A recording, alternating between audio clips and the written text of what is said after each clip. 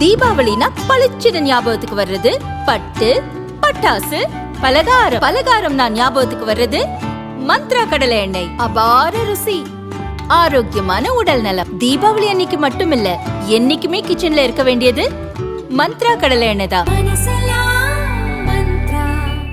Welcome to Ratna fan house sparkling new year sale. December 31 முதல் ஜனவரி 4 வரை 5 நாட்களுக்கு மட்டுமே. Sparkling new year sale, Ratna fan house, Rajabather street, T Nagar. வணக்கம். செய்திச் சுருக்கம். பொங்கல் பரிசு தொகுப்புக்கு 248 கோடி ரூபாய் ஒதுக்கீடு, அரசாணை வெளியீடு. தமிழர் திருநாளாம் தைப்பொங்கலை ஒட்டி அனைத்து ரேஷன் கார்டுதாரர்களுக்கும் பொங்கல் பரிசு தொகுப்பு வழங்குவதற்கான முன்னேற்பாடு பணிகள் தீவிரமடைந்துள்ளன. அதன்படி தமிழகத்தில் உள்ள அனைத்து அரிசி பெறும் குடும்ப அட்டைதாரர்கள் மற்றும் இலங்கை தமிழர் மறுவாழ்வு முகாம்களில் வசிக்கும் குடும்பங்களுக்கு 2026ஆம் ஆண்டின் பொங்கல் பரிசு தொகுப்பாக தலா 1 கிலோ பச்சரிசி, 1 கிலோ சர்க்கரை, ஒரு முழுநீள கரும்பு ஆகியவற்றை வழங்க அரசு ஏற்பாடு செய்துள்ளது. 1 கிலோ பச்சரிசி 25 ரூபாய், 1 கிலோ சர்க்கரை 48 ரூபாய் 54 காசுகள், ஒரு முழுநீள கரும்பு 38 ரூபாய்க்கும் கொள்முதல் செய்ய அனுமதி வழங்கப்பட்டுள்ளது. அதன்படி 2,22,91,710 குடும்ப அட்டைதாரர்கள் பலனடைவர் என்றும் அரசு அறிவித்துள்ளது. அதன்படி பரிசு தொகுப்பில் இடம்பெறும் பொருட்களை கொள்முதல் செய்ய 248,66,17,959 ரூபாய் ஒதுக்கீடு செய்து தமிழக அரசு உத்தரவிட்டுள்ளது. இதற்கான நிர்வாக அனுமதி மற்றும் நிதி ஒப்புதல் குறித்த அரசாணையை தமிழக அரசின் முதன்மை செயலாளர் சத்யபிரதா சாஹூ வெளியிட்டுள்ளார். இந்த ஆணை உணவுப் பொருள் வழங்கல் மற்றும் நுகர்வோர் பாதுகாப்புத்துறை இயக்குனர், நுகர்பொருள் வாணிப கழக இயக்குனர், அனைத்து மாவட்ட கலெக்டர்கள், முதன்மை மாநில கணக்காயர், சம்பளம் மற்றும் கணக்கு அலுவலர் உட்பட முக்கிய துறைகளுக்கு அனுப்பி வைக்கப்பட்டுள்ளது. பொங்கல் பரிசு தொகுப்பில் இடம்பெறும் பொருட்கள் பற்றி விவரங்கள் வெளியான நிலையில் பொங்கல் பரிசாக ரொக்கம் வழங்கப்படுமா என்ற அறிவிப்பு இன்னும் வெளியாகவில்லை. கிரிபாட்டி தீவு நியூசிலாந்து, ஆஸ்திரேலியாவில் பிறந்தது புத்தாண்டு, மக்கள் உற்சாக கொண்டாட்டம். ஆங்கில புத்தாண்டு 2026ஐ வரவேற்க உலகம் முழுதும் மக்கள் தயாராக உள்ளனர். சூரியன் முதலில் உதயமாகும் பசிபிக் தீவான கிரிபாட்டியில் ஆங்கில புத்தாண்டு முதலில் இந்திய நேரப்படி இன்று மாலை 3:30 மணிக்கு பிறந்தது. அங்குள்ள கிறிஸ்மஸ் நகரில் அப்பகுதி மக்கள் பட்டாசு வெடித்தும் இனிப்புகளை வழங்கியும் கொண்டாடினர். இதனைத் தொடர்ந்து நியூசிலாந்திலும் ஆங்கில புத்தாண்டு பிறந்தது. ஆக்லாந்து, வெலிங்டன் உள்ளிட்ட பல்வேறு நகரங்களில் மக்கள் வான வேடிக்கைகளுடன் புத்தாண்டை கொண்டாட்டத்துடன் வரவேற்றனர். இதையடுத்து ஆஸ்திரேலியா, சமோவா, டோங்கா உள்ளிட்ட நாடுகளிலும் புத்தாண்டு 2026 பிறந்துள்ளது. அந்தந்த நாடுகளில் உள்ள மக்கள் வான வேடிக்கைகளுடன் கேக் வெட்டி புத்தாண்டை வரவேற்று கொண்டாட்டத்தில் ஈடுபட்டனர். புத்தாண்டை ஒட்டி தமிழகத்திலும் கொண்டாட்டங்கள் களை கட்ட துவங்கியுள்ளன. தமிழகம் முழுதும் 1,00,000 போலீசார் பாதுகாப்பு பணியில் ஈடுபடுத்தப்பட்டுள்ளனர்.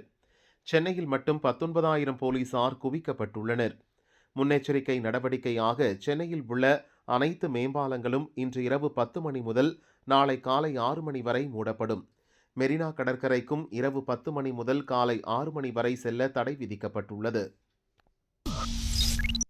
மக்கள் உயிர் பயத்தில் வாழ வேண்டுமா? எதற்கு ஆட்சியில் இருக்கிறீர்கள்? முதல்வருக்கு EPS சரமாரி கேள்வி.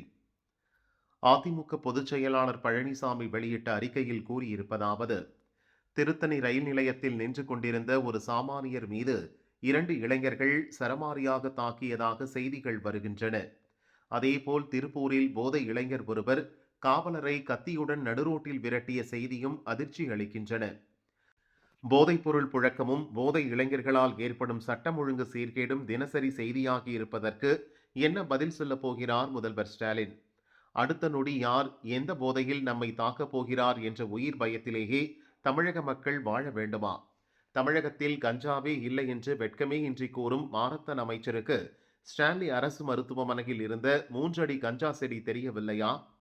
கடந்த ஒரு வாரத்தில் மட்டும் நாகப்பட்டினத்தில் 140 கிலோ, ராமநாதபுரத்தில் 564 கிலோ, திருச்சியில் 4 கிலோ என தமிழகத்தில் பிடிபட்டுள்ள கஞ்சா குறித்த செய்திகள் எல்லாம் இந்த அமைச்சருக்கும் அவரின் தலைவரான முதல்வருக்கும் தெரியாதா என்ன? போதைப் பொருளை கட்டுப்படுத்த முடியவில்லை என்றால், சட்டம் ஒழுங்கை காக்க முடியவில்லை என்றால் எதற்கு நீங்கள் ஆட்சியில் இருக்கிறீர்கள்? நிர்வாகம் என்றால் என்னவென்றே தெரியாத திறனற்ற முதல்வரிடம் சிக்கி தமிழகம் தவித்தது போதும் 2026 விடியா ஆட்சியிடமிருந்து தமிழகம் விடுதலை பெறும் ஆண்டாக அமையட்டும் என பழனிசாமி கூறியுள்ளார். திருத்தணி சம்பவம் தமிழகத்துக்கு தலைகுனிவு, திருமாவளவன் கண்டனம். திருத்தணியில் வடமாநில இளைஞர் கொடூரமாக தாக்கப்பட்டதற்கு விடுதலை சிறுத்தைகள் கட்சித் தலைவர் திருமாவளவன் கண்டனம் தெரிவித்துள்ளார். அவரது அறிக்கை: ஒடிசா மாநிலத்தைச் சேர்ந்த புலம்பெயர் தொழிலாளர் ஒருவரை காட்டுமிராண்டித்தனமாக தாக்கி வெட்டி காயப்படுத்திய குரூர செயலை ரீல்ஸ் என்னும் பெயரில் காட்சி பதிவாக சமூக ஊடகங்களில் வெளியிட்டுள்ளனர். இந்த அவலம் தமிழகத்திற்கு தலைகுனிவை ஏற்படுத்தியுள்ளது. இந்த அநாகரிகத்தை விசிக சார்பில் மிக வன்மையாக கண்டிக்கிறோம். இத்தகைய கேவலமான போக்குகளை தடுத்திடவும், புலம்பெயர் தொழிலாளர்களின் பாதுகாப்பை உறுதிப்படுத்திடவும் அரசு உரிய நடவடிக்கைகளை மேற்கொள்ள வேண்டும் என முதல்வர் ஸ்டாலினுக்கு வேண்டுகோள் விடுக்கிறோம் என கூறியுள்ளார். இடுப்பில் ரெடிமேடாக கத்தி, திருத்தணி போல கோவையிலும் சரமாரியாக குத்தும் 2 ஆசாமிகள்.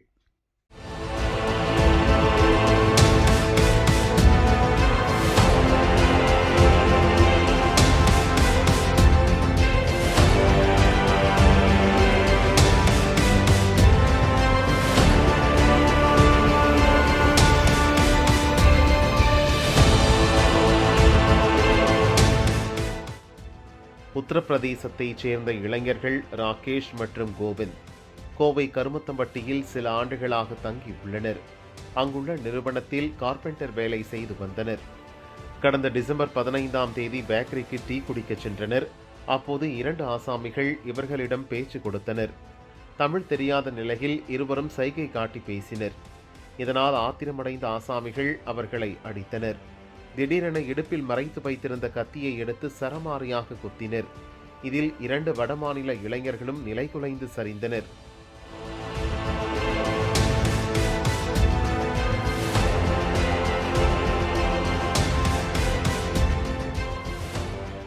சுற்றி இருந்தவர்கள் அவர்களை மீட்டு ஹாஸ்பிட்டலுக்கு அனுப்பி வைத்தனர். சம்பவம் குறித்து கருமத்தம்பட்டி போலீசார் விசாரிக்கின்றனர். தாக்குதலில் ஈடுபட்ட ஆசாமிகள் குறித்து விசாரணை நடக்கிறது. ஏற்கனவே திருத்தணியில் வடமாநில தொழிலாளியை சிறுவர்கள் கத்தியால் குத்திய சம்பவம் தமிழகத்தை உலுக்கியுள்ளது. இப்போது கோவையிலும் அதுபோன்ற சம்பவம் நடந்திருப்பது அதிர்ச்சியை உண்டாக்கியுள்ளது. அணு ஆயுதங்களை சுமந்து செல்லும் பிரளய் ஏவுகணை சோதனை வெற்றி. ஒடிசா மாநிலம் சந்திப்பூர் ஒருங்கிணைந்த ஏவுகணை சோதனை தளத்தில் பிரளய் ஏவுகணை சோதனை வெற்றிகரமாக நடத்தப்பட்டது. இன்று காலை 10:30 மணிக்கு 2 பிரளய் ஏவுகணைகள் சோதனை முயற்சியாக ஏவப்பட்டன. ஒரே ஏவுதளத்திலிருந்து அடுத்தடுத்து ஏவப்பட்ட ஏவுகணைகள் குறிப்பிட்ட பாதையில் பறந்து சென்று இலக்குகளை தாக்கின என DRDO அதிகாரிகள் தெரிவித்தனர். உள்நாட்டு தொழில்நுட்பங்களால் உருவாக்கப்பட்ட இந்த ஏவுகணை துல்லியம் மற்றும் அதிநவீன வழிகாட்டுதல் அமைப்புகளுக்கு பெயர் பெற்றது. அணு ஆயுதங்களை சுமந்து சென்று இலக்குகளை தாக்கும் திறன் பெற்றது. ஏவுகணை சோதனை வெற்றிக்கு மத்திய பாதுகாப்புத்துறை அமைச்சர் ராஜ்நாத் சிங் பாராட்டு தெரிவித்தார். அரசு மரியாதையுடன் இறுதி ஊர்வலம். கலிதா உடலுக்கு தலைவர்கள் அஞ்சலி. வங்கதேசத்தில் பலத்த போலீஸ் பாதுகாப்பு. அண்டை நாடான வங்கதேசத்தின் முன்னாள் பிரதமர் கலிதா ஜியா தன் 80 வயதில் நேற்று காலமானார். அவரின் மறைவுக்கு உலக தலைவர்கள் பலரும் இரங்கல் தெரிவித்தனர். வங்கதேசத்தின் முதல் பெண் பிரதமர் என்ற பெருமையை பெற்ற கலிதாவின் உடலை முழு அரசு மரியாதையுடன் அடக்கம் செய்ய முகமது யூனிஸ் தலைமையிலான இடைக்கால அரசு ஏற்பாடு செய்தது. அந்த வகையில் டாக்காவில் நடந்த இறுதிச் சடங்கில் உலகின் பல்வேறு நாடுகளைச் சேர்ந்த தலைவர்கள் பங்கேற்று கலிதாவின் உடலுக்கு அஞ்சலி செலுத்தினர்.